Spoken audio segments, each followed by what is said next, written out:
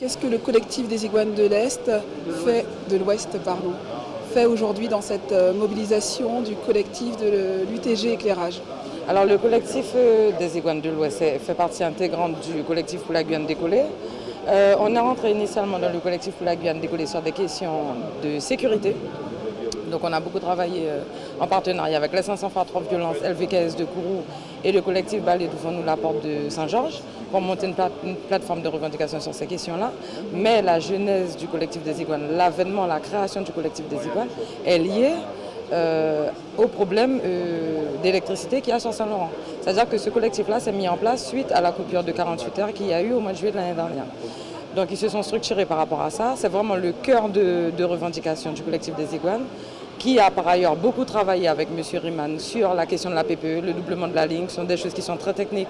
Donc ils se sont beaucoup rapprochés de M. Riemann et d'autres personnes engagées dans ce secteur-là pour bien comprendre les difficultés, faire remonter leur quotidien et avoir des réponses plus ou moins techniques sur ce qu'il faudrait pour permettre à Saint-Laurent de ne plus supporter de coupures pendant 24 ou 48 heures, parce que c'est ça, c'est vraiment ça la durée des coupures en règle générale, avec toutes les difficultés que ça peut apporter. Donc il est absolument normal, légitime, naturel pour le collectif des Iguanes d'être solidaire du mouvement de l'UTG Éclairage actuel. Et donc vous êtes solidaire, vous imposez également un ultimatum, vous parlez de 48 heures, ça veut dire quoi? En fait, on s'est rendu compte que l'État ou les dirigeants, puisque là il s'agit par ailleurs de l'État, puisque l'actionnaire majoritaire d'EDF c'est l'État français, que l'État ne cédait que sous la pression. L'UTG Éclairage rentre dans sa 7e semaine de grève. Je pense que c'est absolument inadmissible, c'est plus possible que ça dure. Pour des questions qui pourraient être réglées d'ailleurs, parce que quand une structure telle que EDF signe un protocole d'accord en 2015 et voit son personnel revenir sur 90% des revendications qui ont été actées mais non appliquées à l'issue de la grève de 2015, qu'il va revenir en 2017, je pense que cette grève n'aurait pas dû durer. Parce que ce sont des choses qui sont déjà connues, ce sont des difficultés qui ont déjà été discutées et qui auraient dû être réglées très rapidement. Donc on est clairement dans de la mauvaise foi. Par ailleurs, les Iguanes de l'Ouest ont eu à rencontrer M. Suarez à 2 reprises. Ils ont exigé sa venue lors des 2 grosses coupures qu'il y a eu. Donc la première de 48 heures au mois de juillet et la deuxième de 24 heures au mois de janvier, où on a demandé à M. Suarez de venir sur place, donc le directeur d'EDF, pour qu'il mette en place des solutions palliatives, en tout cas, enfin, des choses sur le court terme qui permettent d'alimenter Saint-Laurent correctement. Donc il avait été demandé initialement une turbine à combustion, cette demande a été rejetée. Saint-Laurent est alimenté maintenant par plusieurs groupes électrogènes, et ça correspond à une capacité de 20 MW à peu près. En attendant, c'est particulier comme fonctionnement, c'est dans une zone qui s'appelle Margot, où là encore il y a des difficultés plus ou moins techniques ou de sécurité. Donc c'est vrai qu'il faut vraiment qu'on passe à une étape supérieure, qu'on se mette à réfléchir, à travailler avec l'ensemble des acteurs concernés, comme j'ai dit tout à l'heure, l'ensemble des acteurs concernés par l'énergie sur la PPE, pour que cette PPE-là sorte enfin et qu'on arrive à avoir une couverture électrique digne de ce nom sur l'ensemble de la Guyane. Parce que justement, vous parliez des échanges avec la direction. Ça fait partie de l'un des points bloquants, le départ justement du directeur. Rappelez-nous quels sont les 3 points bloquants aujourd'hui. Alors les 3 points bloquants, c'est l'emploi. Je ne vais pas dire de bêtises, c'est l'emploi, parce qu'on souhaite, l'UTG Éclairage souhaite effectivement que l'ensemble des postes prévus dans l'organigramme actuel soient pourvus. Ce qui n'est pas le cas, puisque Mme Antoinette le disait encore tout à l'heure, sur un organigramme de 528 personnes, si je ne me trompe pas, il y a 441 postes pourvus. Quand on connaît le taux de chômage en Guyane, je pense que ce n'est pas un luxe, ce n'est pas une fantaisie de pourvoir ces emplois-là. On demande également que les postes stratégiques ne soient plus réservés à des personnes qui viennent de l'extérieur. Je pense qu'il y a de la compétence locale.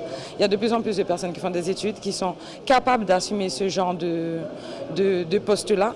Et on demande effectivement, comme je vous l'expliquais tout à l'heure, que le paiement des jours de grève, parce que, mais pour quelque chose qui est très simple, c'est-à-dire que quand on rentre en grève, on sait qu'on va perdre.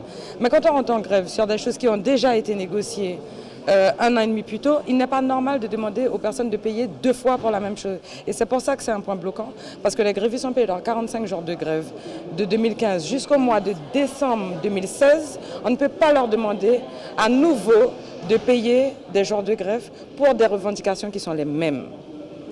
Alors là, clairement, vous dites, on a été capable de laisser une fusée au sol pendant 1 mois. Le gouvernement ne cède qu'à la pression. On laisse 48 heures, ça veut dire quoi? Ça veut dire qu'il faut que l'État, que les élus locaux fassent un travail de médiation, que l'État... Non, c'est pas clair. Vous dites clairement, oui, on laisse 48 heures. Ça veut dire quoi, on laisse 48 heures? Il se passera quoi à l'issue de ces 48 heures pour trouver une sortie de crise acceptable. On a déjà montré de quoi on était capable. Donc, je ne pourrais pas vous dire plus, vous comprendrez entre mes mots, mais on a déjà été capable